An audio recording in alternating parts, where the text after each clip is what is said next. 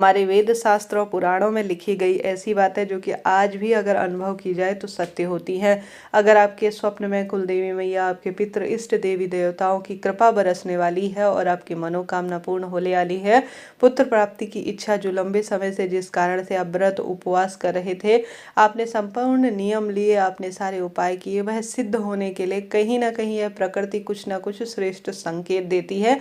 इन चीज़ों को हम अनसुना करते हैं, इन चीज़ों को हम देख कर भी एक साइड रखते हैं, इनकी तरफ ध्यान नहीं देते। इसके पीछे भारी कारण है। आजकल भागा भागी का समय है, किसी के पास सोचने, अनुभव करने और उन्हें अच्छी तरह से समझने की क्षमता, उनका अर्थ जानने का इतना समय ही नहीं है।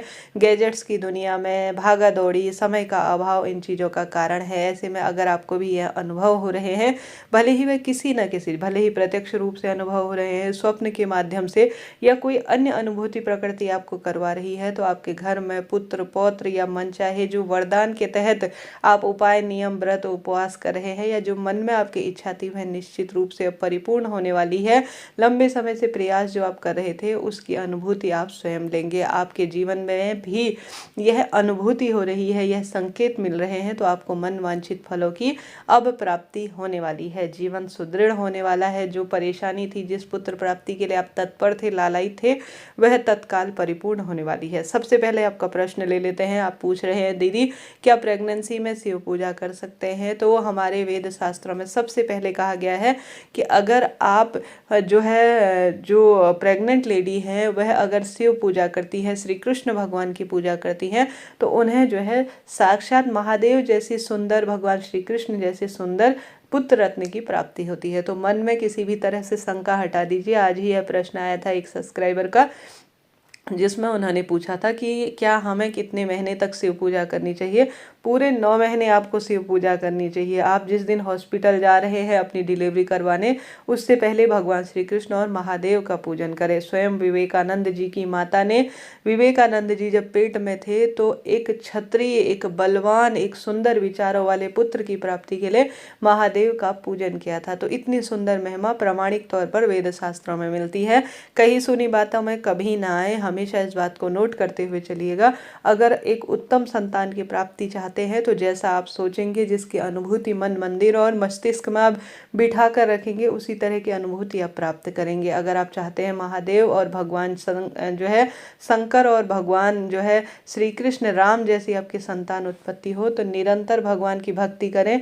गर्भवती महिलाओं को एक दिन भी नहीं छोड़ना चाहिए। संतान प्राप्ति के सुखद अनुभूति के लिए रोज पूजा करनी चाहिए। तो भ्रमजाल से निकलें और रोज शिव पूजा करें। किसी भी तरह की कोई भी दिक्कत का सामना नहीं करना पड़ेगा। आप एक सुंदर बालक को जन्म देने वाली हैं, एक सुंदर बालिका को जन्म देने वाली है, तो चिंता टेंशन छोड़कर कर्मशील रहे और भगवान की भक्ति रोज करें। आशा है, उम्मीद है आपका यह प्रश्न मैंने जवाब दे दिया। अब आपको कौन कौन से संकेत मिल रहे हैं जिससे आप अंदाज लगा सकती हैं कि आपके जीवन में संतान की प्राप्ति होने वाली है? देखिए, प्राचीनतम समय में आपने देखा होगा स्वप्न में राजा महाराजाओं को दर्शन होते थे या प्रत्यक्ष रूप से दर्शन होते थे, जिसमें वह देखते थे कि यहाँ पर मूर्ति गड़ी हुई है, यहाँ पर धन गड़ा हुआ है, यहाँ पर भगवान के मंदिर का स्वरूप है। और सुबह उठकर देखते थे, दिव्य प्रकाश ऐसा होता था कि सुबह वहाँ पर जाकर देखते थे तो वह बातें सच होती थी। आज भी अगर इन चीज़ों को गहन विश्लेषण या सोच समझकर आपको कोई ऐसा अनुभव हो रहा है, तो यह थोड़े दिन में आप अनुभव करेंगे कि यह सत्य हो रहा है। तो सबसे पहले आप सभी को अगर संतान प्राप्ति, पुत्र प्राप्ति के लिए यह संकेत मिल रहा है, तो यकीन करिए आपको जीवन में जल्द ही भगवान की जो प्रसाद है वह मिलने वाला है।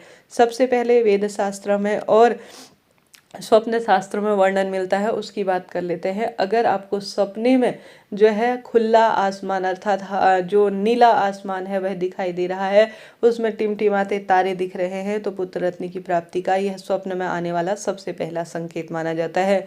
दूसरा संकेत स्वप्न शास्त्र में लिखा गया है कि पुत्र प्राप्ति के लिए सबसे पहले स्वप्न में राजा महाराजा हो, रानियां हो या प्रत्यक्ष साक्षात जो है कलयुग में मानव हो, उन्हें यह स्वप्न जरूर से आता है। आपकी दादी नानी ने भी देखा होगा, सुना होगा, समझा होगा, आपसे कही होगी कल रात मुझे जो है फलों से भरा हुआ बाग दिखाई दिया। मेरे आंगन में फलों का जो है अनार के फल का पेड़ लगा है। मेरे आंगन में जो है सेब के फल का जो है पेड़ लगा हुआ है। मेरे आंगन में फलों से लदी हुई टोकरी रखी गई है, कोई व्यक्ति रख कर गया है।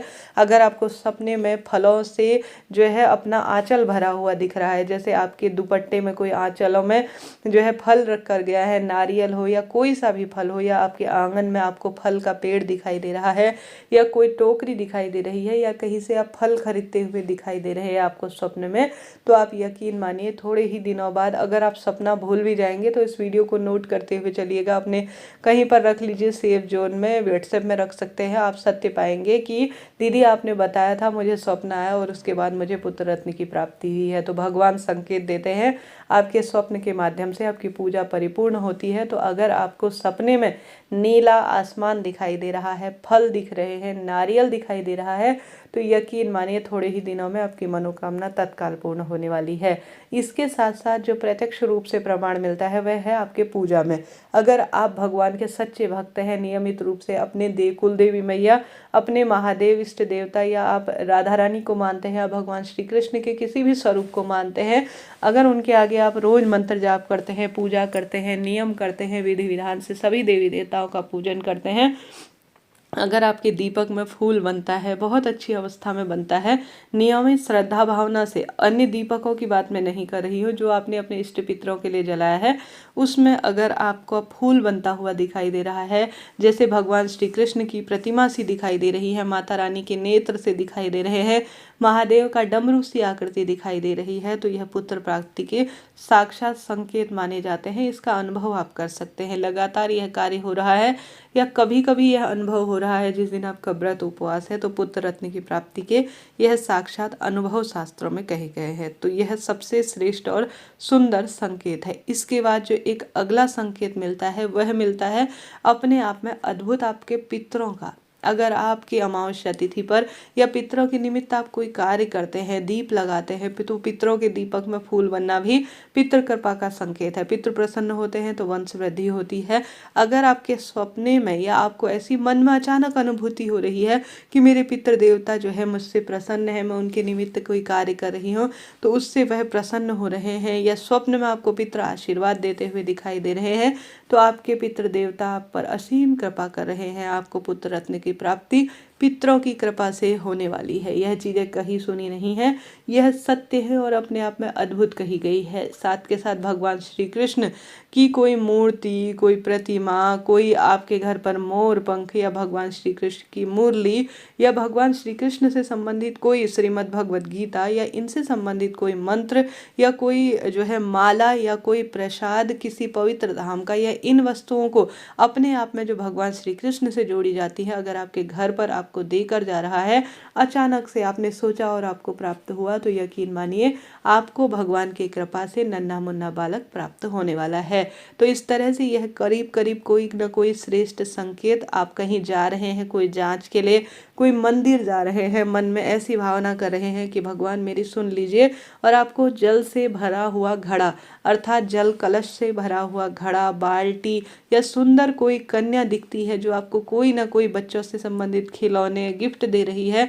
कहीं आप श्रीमद् भगवद गीता कथा सुनने गए हैं, शिव महापुराण कथा सुनने गए हैं, आपको कोई जो है सुंदर जो है पुरुषार्थ से भरे हुए मनुष्य, महिला हो या पुरुष कोई भी हो, वह भगवान श्री कृष्ण से संबंधित चीजें दे रहे हैं, तो यकीन मानिए आपको पुत्र रत्न की प्राप्ति होने वाली है। स्वप्न में नंदी बाबा का दिखाई देना, गौ माता का दिखाई देना, सर्प का दिखाई देना, सफेद रंग का सर्प दिखाई देना, यह भी पुत्र रत्न की प्राप्ति के लिए बहुत अधिक कही गई है। गौ माता 33 कोटि देवी देवता का जिसमें वास है, सपने में कुल देवी मैया के धाम के दर्शन होना, आपके महादेव के मंदिर के दर्शन होना, शुभ तिथि में, श्रेष्ठ तिथियों में, ऐसी मान्यता है, ऐसा प्रमाण मिलता है कि यह बहुत अच्छे दिनों की शुरुआत के दिन माने जाते हैं। अगर इनमें आपको कहीं मन में ऐसा लग रहा है कि बहुत परेशान हूँ, आज पूजा की, उपाय किया, नियम लिया और आज रात को भगवान की भक्ति के बाद आपको इन चीज़ों के दर्शन होने लग जाए ना, तो यकीन मानिए आपको पुत्र रत्न की प्राप्ति होने वाली है। कितनी भी दिक्कत, कितनी भी परेशानी,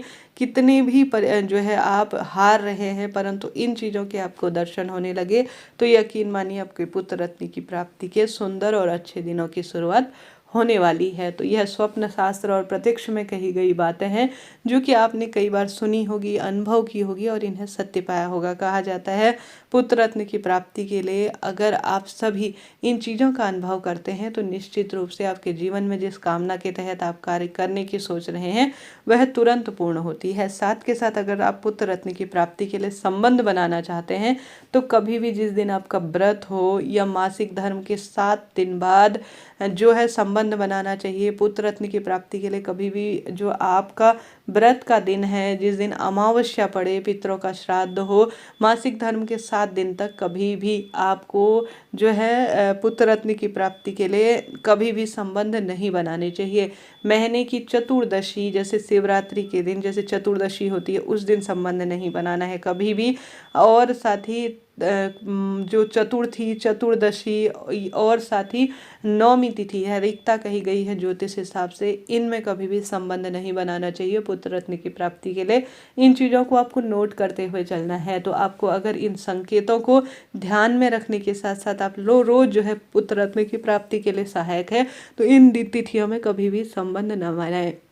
हमेशा मासिक धर्म के एक जो है गरुड़ पुराण और अन्य शास्त्रों में कहा गया है कि पुत्र रत्न की प्राप्ति के लिए महिला को हमेशा मासिक धर्म के 8वें दिन, 10वें दिन, 12वें दिन, 14वें दिन, 16वें दिन ही संतान प्राप्ति के लिए सहायक होना चाहिए। अर्थात पति पत्नी को अच्छी अवस्था में अच्छे मन से और भगवान का स्मरण करने के बाद आप जो है 8वें दिन जैसे मासिक धर्म हो गया आपको जो है और शुक्ल पक्ष का चयन करते हैं तो भी पुत्र रत्न की प्राप्ति होती है। हमेशा मासिक धर्म के 8वें दिन, 10वें दिन, 12वें दिन और 14वें दिन और 16वें दिन ही संबंध बनाने चाहिए। इनसे पुत्र रत्न की प्राप्ति होती है, ऐसा गरुड़ पुराण में कहा गया है। तो आप सभी अगर पुत्र रत्न की प्राप्ति के लिए सहायक है तो इन्हीं तिथियों का चयन करें और अन्य तिथियों का चयन करते हैं तो उनमें पुत्री की प्राप्ति होती है। तो सम दिनों में जैसे आप मासिक धर्म के 7 दिन बाद सम तिथियों को लीजिए और मासिक धर्म के 8वें और जो है विशेष तौर पर जैसा मैंने बताया 10वें, 12वें, 14वें और 16वें इन तिथियों में संबंध बनाते हैं तो निश्चित रूप से पुत्र रत्न की प्राप्ति होती है, ऐसा वेद शास्त्रों में वर्णित है। तो इन तिथियों में भगवान का नाम ध्यान स्मरण कर कर ही आप सभी की भगवान निरंतर आपकी पूजा कर रही हो, अच्छे संकेत भी मुझे मिल रहे हैं। अब बस इन तिथियों में मेरे पुत्र प्राप्ति के लिए जो मैं संबंध के प्रयत्न कर रही हूँ वह पूर्ण हो, ऐसी प्रार्थना करते हुए आपको कार्य करना चाहिए। हमेशा जो पुत्र रत्न की प्राप्ति के लिए जो संतान का घर देखा जाता है वह 5वां घर देखा जाता है।